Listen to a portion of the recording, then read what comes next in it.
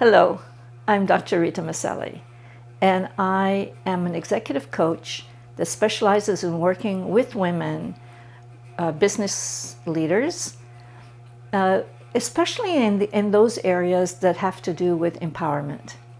So today we're going to be talking about how to say no to bosses who ask you to take on extra work when your plate is full. Normally, a boss has the right to ask you to take on extra work if it's within your job description or close to what the duties that you were hired for. And that's fine. If you choose to accept that and you have the time to do it, then there's no problem. However, when your plate is full, if you really want to say no, but you end up saying yes because you think that that's what your boss expects from you, and because you don't want to have any problems with your boss, then I think that you might end up in a situation that might cause you all kinds of other problems. And so, what kind of problems? Well, when you take on extra work and you're already working at your limit, usually you can end up with extra stress. You can end up with deadlines that you are not able to basically to deal with. So you don't make the deadlines, or you can also end up making mistakes that you don't normally make. So actually, it's really not a good idea for you to accept to do work, extra work, when you already are at the limit of being able to handle the work you already have. So then what do? Well, definitely, we don't want to just say no without any kind of rational explanation, because that would affect the relationship that you have with your boss. But what we do want to do is find a way to say no and make sure that the reason we're saying no is clear and that it makes sense to our boss. All right, and so in this case, what ends up happening? If you are not able to say no because you're afraid that that your boss will end up you'll end up having a problem with your boss in terms of maybe his attitude towards you, in terms of the way he perceives you, in terms of the type of employee that you are.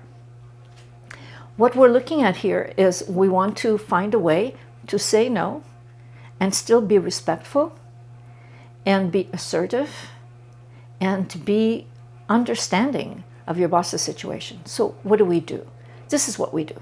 We go ahead and we make sure that we understand and know how we use our time. What tasks do you have? How much of your time is taken up by those tasks? At the end of the day, if you can show your boss how you use your time, that would be one stepping stone in terms of being able to convince him or her that you can't take on extra responsibilities at this point in time. So what are we talking about? Make sure that you present information to him about what your schedule is like. In other words, what do you do? Why? Because most of the time, bosses are not really aware of what you're doing. They have their own concerns, and when they have things that have to be done, they will send them out basically to be done by people that they believe can do them. And very often, I think in terms of women, they see women as being, not all of them, but a number of them, see women as being very accommodating. They won't say no. And so if they have a choice between, giving extra work to a competent woman or to a competent man, they would probably choose the competent woman, simply because in general they are more accepting. If that is it, for me, I think that is the case. I mean, for me, what I mean by that is that's what I found in the workplace, that I found it to be true. So in this case, what do we do basically? We make sure that when we're asked about the extra work, that we have the information on hand to be able to respond. And you'll have to say, Mr. So-and-so or Mrs. So-and-so, you know, I would love to be able to do this for you, but right now I'm at my limit. This is what I do. And this is the kind of time, the way I spend my time, the priorities that I have. You go through those and then say, you know, if I were to take on more work at this point, well, something would suffer. And I don't want the quality of the work that I'm actually doing to suffer, because that is the, you know, it's not the kind of employee that I am. And I need to give you the quality that you normally expect from me. And I can't do that if I take on this extra work. Now, in most cases, if you are able to explain and you have an idea of how much time that extra assignment will take you, most reasonable bosses will be able to say, well, you know, okay, all right, thank you very much, and I'll see how I can handle this.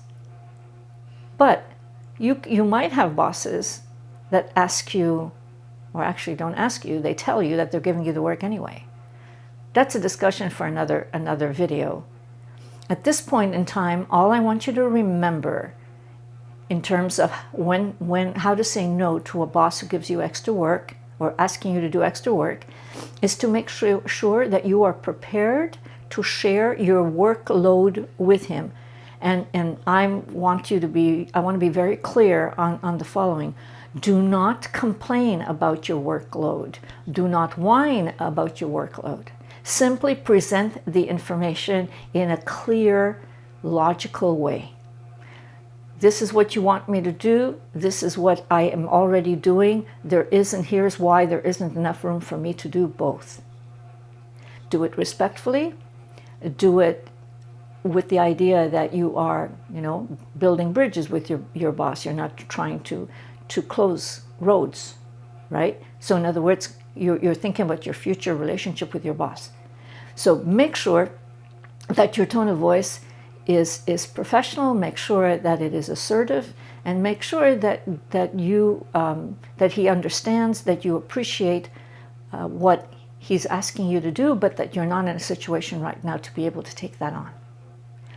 Thank you for today. I hope that's been helpful for you. Then that we will have a number of additional videos that have to do with saying no in those situations that are more difficult than the one we talked about today.